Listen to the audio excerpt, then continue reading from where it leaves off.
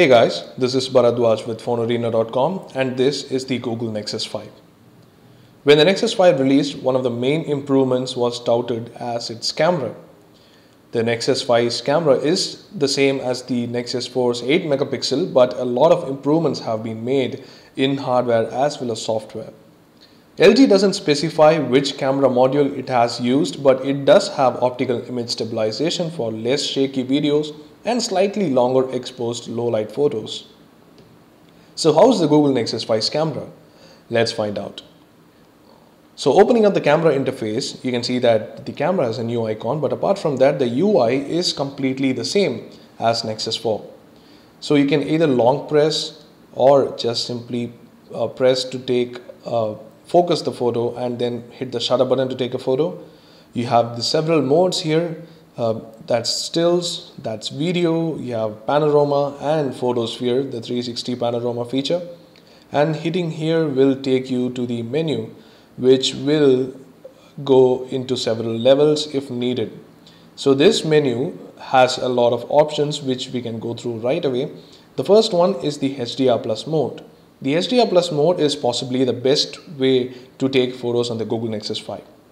You're wondering why? Well, take a look at our dedicated feature video on the HDR Plus mode here. Do hit the link on the video annotation, or you can check the link in the description below for a complete lowdown on the HDR Plus mode.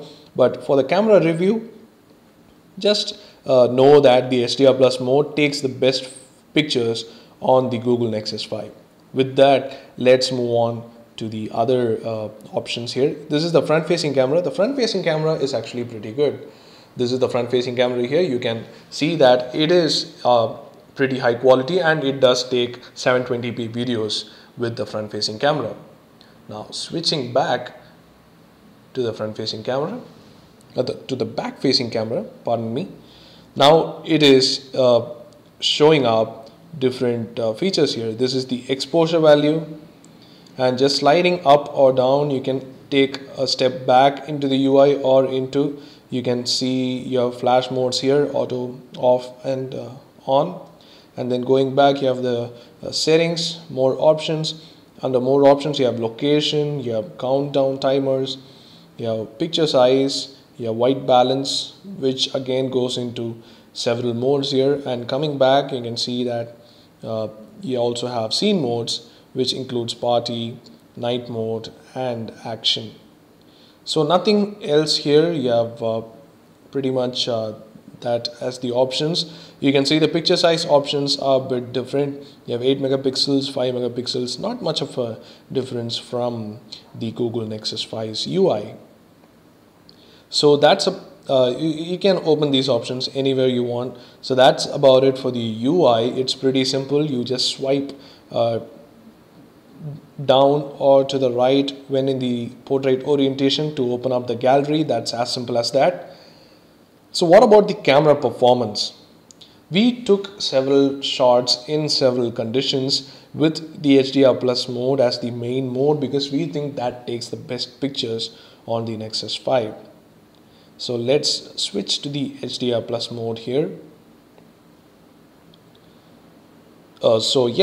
Regarding the camera performance, let's see a couple of samples which we took in daylight.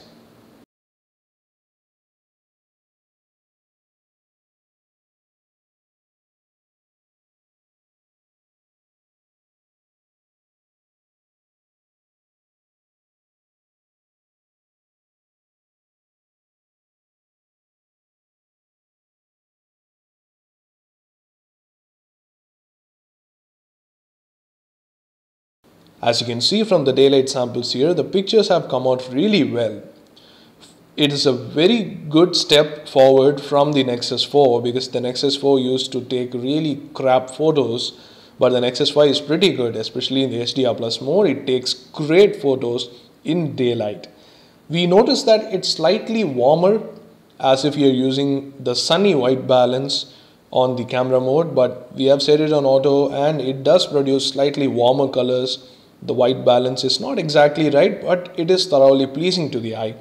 It's a bit of like iPhone 4, which produced warmer colors for each photo, and it made the photos look really good, and that's what the Nexus 5 is really doing, which takes great photos in daylight. They are very detailed, great colors, punchy colors and contrast. So that's pretty much awesome in terms of daylight. Now moving on to macro shots, we found that it was really hard to focus on an object in macro. As you can see, it completely loses focus all the time, and you have to like always click on it and take focus, which will take a long time to focus. But not only that, in terms of general camera performance, you can see that the photo taking is very slow.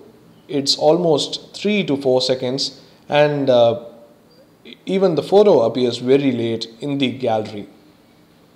So that's one thing we noted in any condition, but in terms of macro, take a look at our samples here.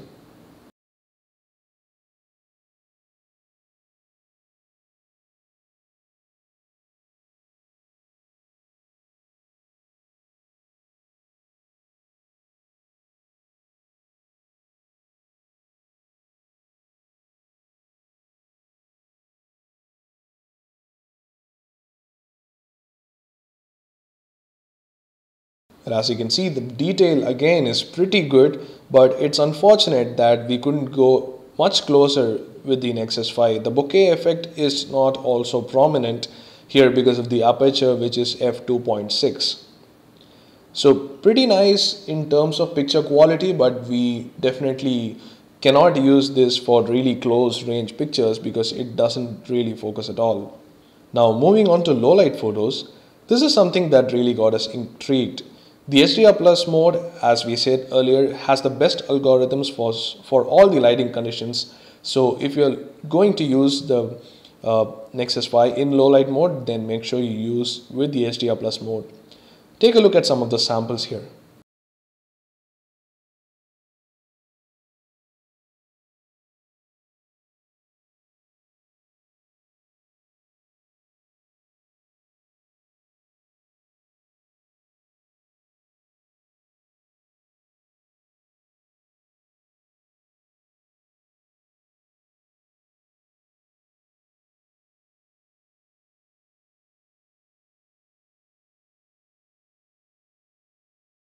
So as you can see from the samples, it has a good amount of noise, but the detail is quite there.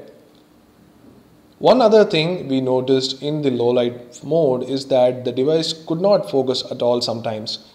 Some photos were a bit blurry, as you saw from the samples, but still it is good that it managed to capture nice details even though it's slightly noisy in the HDR Plus mode.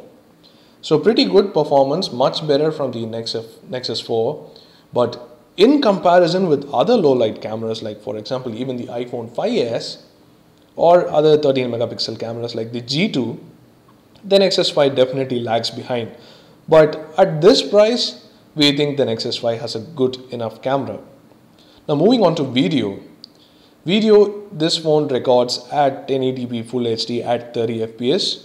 So pretty good, even though it has a Snapdragon 800 processor, there is no 60 fps recording, but still that's something of a non-feature, I guess.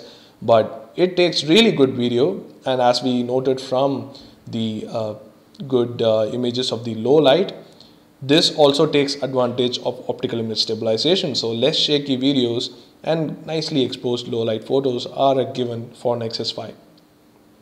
So take a look at a video sample here.